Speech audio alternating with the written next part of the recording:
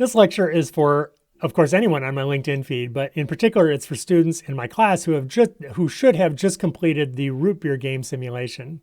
If you're in my class, do the sim first and then come back to this. You'll just get more out of the learning experience. But the lecture is designed to be standalone for anybody who hasn't done the simulation. I love this simulation. It is so much fun for me. Students get so frustrated first with each other. I think they get even more frustrated with me. But I also think that we learn through frustration, and it works well as an icebreaker in class. The sim itself is provided by Harvard Business School, and actually I was a beta tester on the most recent release of this test, which just came out in August of 2023. The sim was first developed by MIT in the 1960s as a board game for use in understanding supply chains. I use it based on this book, The Fifth Discipline by Peter Senge. He discusses the sim as being a microcosm on how organizations function, and that it reveals that problems originate in our basic ways of thinking and interacting. And I'll come back to that in a few minutes towards the end of the lecture. As an instructor, rarely does life so quickly reaffirm some of the abstract lessons that I'm trying to teach, but in this case it did. I teach near Detroit, and most of my students are automotive engineering managers. Just 2 weeks after we ran this simulation in my 2021 class, their auto factory shut down due to a lack of integrated circuits, as you can see in the news report. This was just a few months after the great toilet paper shortage of 2020 and just before the big supply chain challenges which occurred throughout 2021. Of course, pandemics are tragic, but we need to learn from them, and this lesson, I think, is one small step. But a quick word of warning, there's lots of graphs, lots and lots of graphs. The simulation is a simple one. Imagine there are 1,000 small retail stores selling about 50 cases of beer per week from the same small independent craft brewery. Every 2 weeks, a truck delivers beer which was ordered previously and takes orders from the retailers to be delivered in the next shipment. It takes 2 weeks for the orders to be collected and delivered to the wholesaler, and an additional 2 weeks for the beer to be delivered to the store. When the simulation begins, there are 150,000 cases of excess inventory across the stores. The wholesalers also have an additional 150,000 cases of their own inventory. Excess inventory costs money to both the retailers and the wholesalers, but not having beer when you need it costs even more. Positive inventory is charged at 50 cents per case, but being short, which is known as a backlog, costs $1 per case. Each player's objective, as in all things, is to minimize overall costs, which means lowering their own inventory without falling short.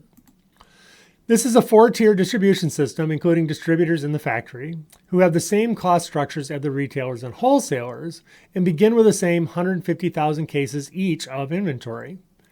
Every entity on the left is a customer to the entity on its right. Customers purchase from retailers, who purchase from wholesalers, who order from distributors and from the factory. And in each case, there is an identical delay of 2 weeks to collect the orders and 2 weeks to deliver on those orders once collected.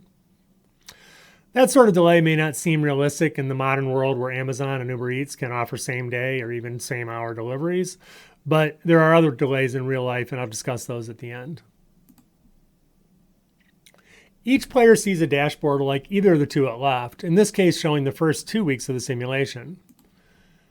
Retailers see a steady customer demand of 50,000 cases, and they reflect this customer demand in their replenishment orders, meaning that a replenishment by the retailer is seen as an order to the wholesaler. As I mentioned, they're each carrying 150,000 cases in inventory at the beginning of the sim. And week-to-week inventory costs 50 cents per case, meaning the retailer and the wholesaler are each being charged $75,000 per week, and the objective is, of course, to keep the overall system cost to a minimum.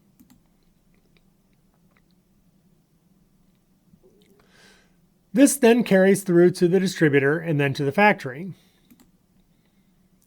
The purpose of the simulation is to see how humans behave when operating in this fairly simple system.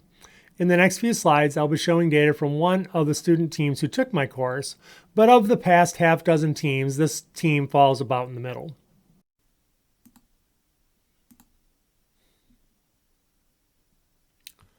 Let's look forward to week 5 at the retailer and the wholesaler. First, note that there is a change in customer orders from 50,000 to 100,000 cases per week in week 4, and that this has continued to week 5.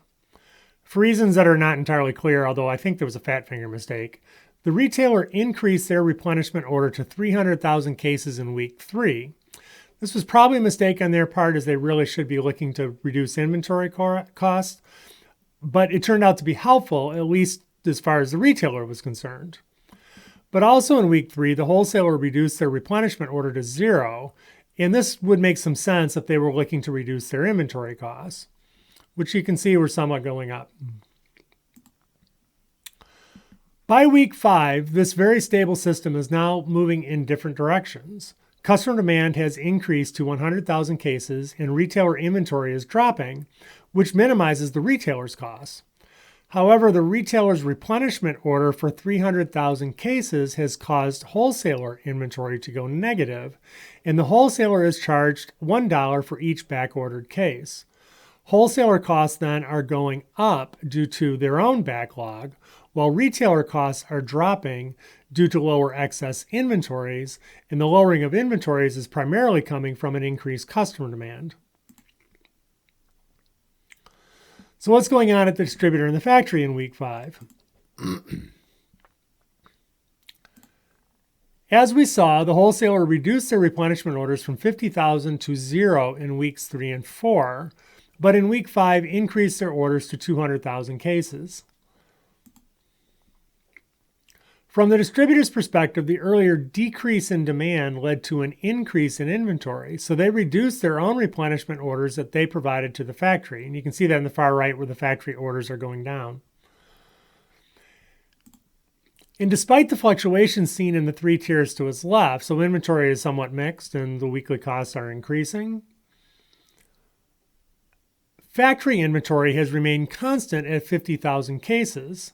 However, in week 5, the factory does see a drop in orders from the wholesaler.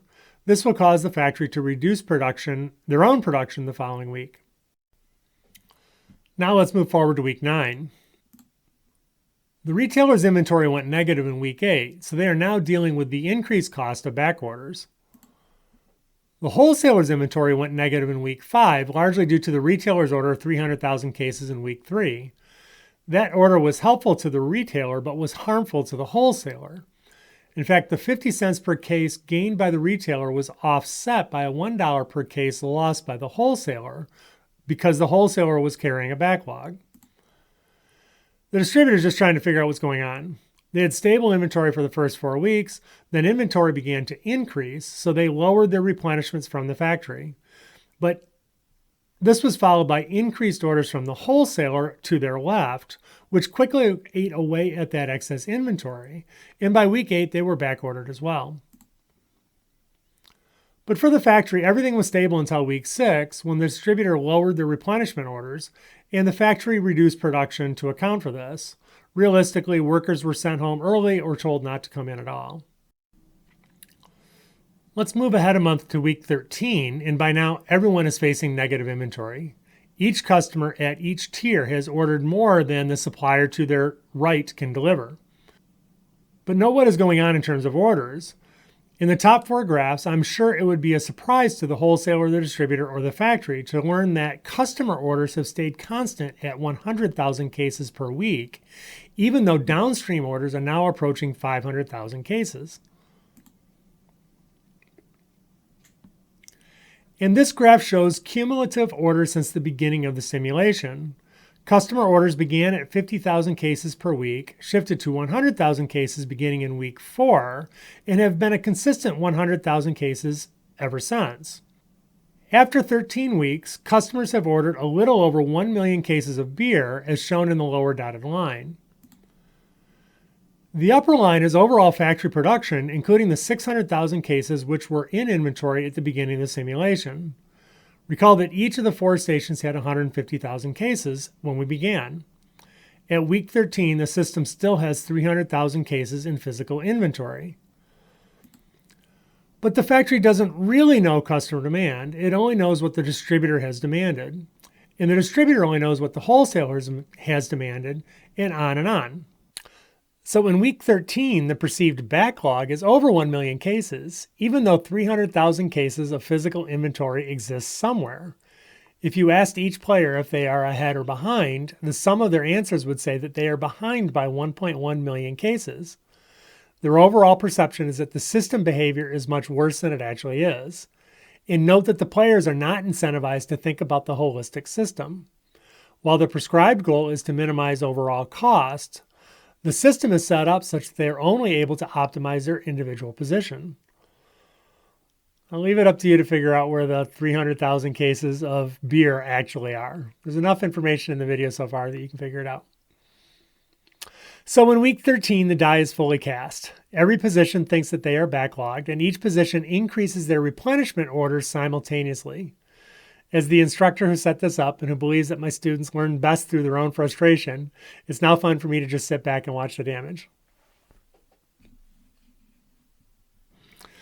So let's shift forward 3 months to week 26. Still, customer orders remain constant at 100,000 cases. Retailer orders to the wholesaler have been bouncing all over the place, and for a few weeks around week 20, averaged 250,000 cases per week, or two and a half times incoming customer demand. All this perceived backlog catches up on the wholesaler, and they order 1 million cases in week 24. In fact, let me zoom in on this. In week 23, retailer inventory goes positive, their replenishment orders go to 0, and they will never again order another case in the simulation. But 1 week after that, in week 24, the wholesaler is still worried about their own backlog, and they order 1 million new cases from the distributor. To repeat this, the retailer will never order another case, and yet the wholesaler orders 1 million cases. And try to imagine the emotions of the plant manager at the factory. For the first 10 weeks, everything seemed stable, but over the next 15 weeks, orders and inventory were swinging up and down by 500,000 cases. At times, the factory is asked to produce 10 times its original production level, then it's expected to produce 0, and then back to 500,000 cases, which was 10 times its original level. The shape of these curves give the syndrome a name, which is known as the bullwhip effect. To recap, in week 26, the retailer now has 10 weeks of excess inventory. The wholesaler and distributor are backlogged, and the distributor is still creating orders to the factory for an additional 8 weeks of inventory. Overall, factory orders are now 3 times cumulative demand, but the perception is that the system is still backlogged. Okay, let's wrap this up in week 35 and note the center line of graphs. First, in the top left, customer orders increased from 50,000 to 100,000 cases in week 4, and from there they never changed. The retailer stopped ordering new cases in week 23, yet still saw their inventory increase to 1.6 million cases by week 30. That was 16 weeks of inventory, and you can see it is slowly dropping to 12 weeks by the end of the simulation. The wholesaler stopped replenishment orders in week 27, yet still saw their inventory rise to 1.3 million cases in week 29. And they can't get rid of those cases because the retailer has 16 weeks of inventory and has stopped ordering new ones. The distributor ends the simulation with 3.3 million cases, and the factory where production has been all over the place has 20 weeks of inventory at the end of the sim, which they can't get rid of until everyone else reduces their inventory. All told, the overall system has 78 weeks of inventory by week 35, meaning that the factory can shut down for 18 months before it needs to produce any orders again. And these results are not unusual. The solid blue line shows the team that we've been following, and the dotted lines are from 4 other teams who have also taken the simulation as part of the class. But the winner, of course, is this team, which ended the sim with 350 weeks of excess inventory, or roughly 7 years. And here is the week-by-week inventory of each of the 4 stations on that team. In short, the retailer started panic buying, and the inventory first went deeply negative and then deeply positive. This team brings me a lot of joy. They completely bombed the assignment, but oh my goodness, did they learn the lesson. In all my classes, I run the sim twice, first before they read about the bullwhip effect, and then after. And this lecture is what they should do between the two. The team massively lost the first time around, but they scored best in the simulation's second running. Okay, let me wrap up and provide a little bit of analysis. The dotted gray line is total factory output over the course of the simulation. The dotted orange line is actual demand, and you can see that it is linear because after week 4, customer demand never changed. It stayed solid at 100,000 cases a week. To minimize overall costs, we want to keep inventory close to demand, and you can see that this happened between weeks 7 and 13. But the solid blue line is perceived demand, and that line goes more and more negative. The perception is that customer demand is increasing when actually it increased just once and then remained flat. It seems obvious to each player that customers love this beer and want more of it. But this causes the players to react and then overreact. There is a perceived demand of 2 million cases in week 16, which causes first orders and then production to increase. Total system inventory is never behind actual demand, and yet perceived demand says build more.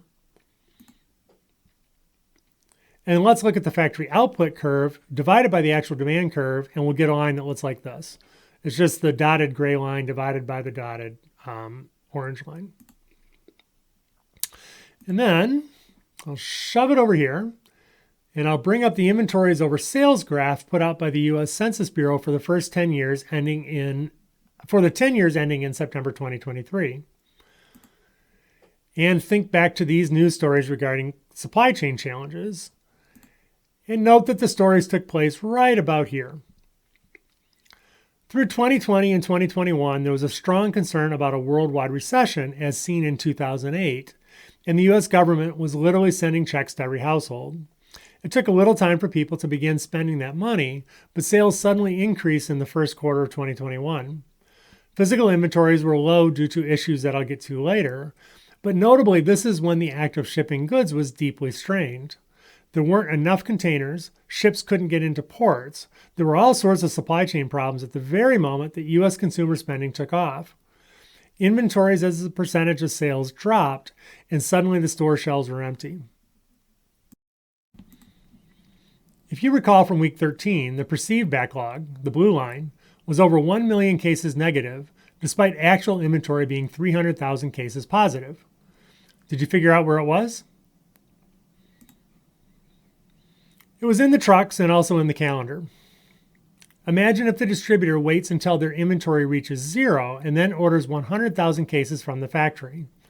It takes 2 weeks for the truck to deliver the order and another 2 weeks for the beer to be delivered back. During those 4 weeks, wholesalers will have ordered 400,000 cases of beer from the distributor, and for the first 2 of those 4 weeks, the factory isn't even aware of the order. The physical beer doesn't exist yet. It's only a virtual order, but it sits on the books of the distributor as backlog. As the system is responding to increasing customer demand, much of the backlog at any given moment is in virtual orders and not in physical cases of beer. But in week 13, there were still 300,000 cases of physical beer in inventory, someplace spread throughout the system, even though the overall perception was that the system was over 1 million cases behind. That beer would have been sitting on the trucks, and the simulation doesn't provide information on inventory in transit. This is an example of an externality, meaning an unmeasured component of the system. I'll get back to externalities in other lectures. So, is this a realistic simulation? Amazon or Uber Eats can deliver food to your door an hour after you order it from your phone. And I once ran this with 2 supply chain experts, and they knew that they were missing the data, which leads to the dysfunction that we see here. But the scenario plays out in other ways. I've included links to 2 videos at the end of this lecture, one from February 2021 when the whole thing kind of kicked off, discussing the supply chain problem in computer chips seen at the time and how it impacted the auto industry. The other is from October 2023, as I'm recording this, and indicating that the perception of demand in electric vehicles has actually been too high and that the industry is pulling back on its investments. If you are a supplier to the auto industry trying to decide if you should spend billions of dollars on new technology, you must ask, are we currently 2 million units behind, in which case you should invest now? Or will we be 10 million units ahead, in which case you should wait? The simple system studied here plays out on a much larger scale.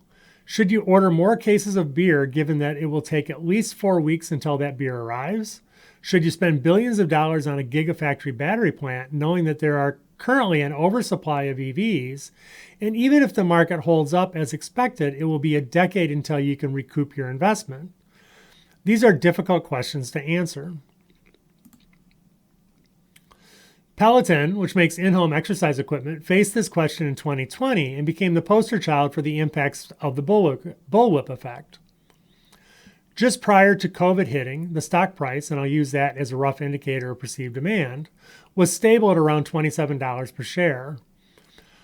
1 year later, which is the first Christmas after everyone had been stuck inside their homes for a year, the share price was up sixfold to $150. But the company had problems delivering on those orders, and you can see in the headline right that they misjudged demand. In part, COVID concerns had decreased and people were tired of their basements. But as we saw in the beer game, a multi-tiered supply chain may have left the company with a perception of a backlog which was much larger than reality.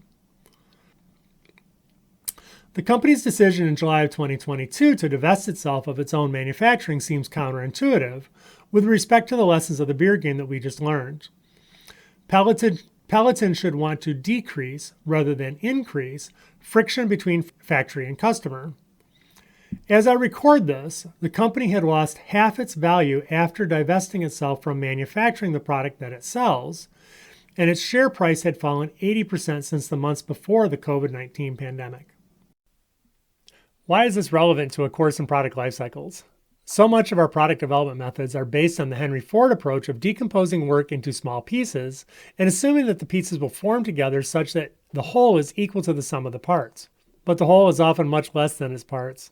The concept of decomposition is reinforced in both business schools and systems engineering methods, but they are fundamentally flawed. A key aphorism in my teaching and writing is that decomposition creates dysfunction. By decomposing the supply chain into 4 independent units, the system created its own failures. It is these dysfunctions which lead to catastrophic product failures, as I discuss other places. The simulation provides a much larger lesson into system dysfunction than the simple case of managing a root beer supply chain. The learning goals of the simulation are to show how siloed reactions lead to systemic dysfunction. What the players find is that they define themselves based on the positions that they play, and they don't or they can't see how their own actions impact others. The organizational system in which we develop products lead to localized decision-making, which eventually leads to the catastrophic failures that we discuss in class. Senge discusses this in a chapter titled Prisoner of the System, and let me say that some students reject that characterization. They believe that they are autonomous actors within their organizations, much as the 4 position players felt that they were autonomous in the simulation. They fail to sense how they are constrained by the system which exists around them. Thank you. For more on me, feel free to check out my blog at patrickhilbrey.com, and you can see my link or connect with me on LinkedIn, and you can see my posts there. Thanks much.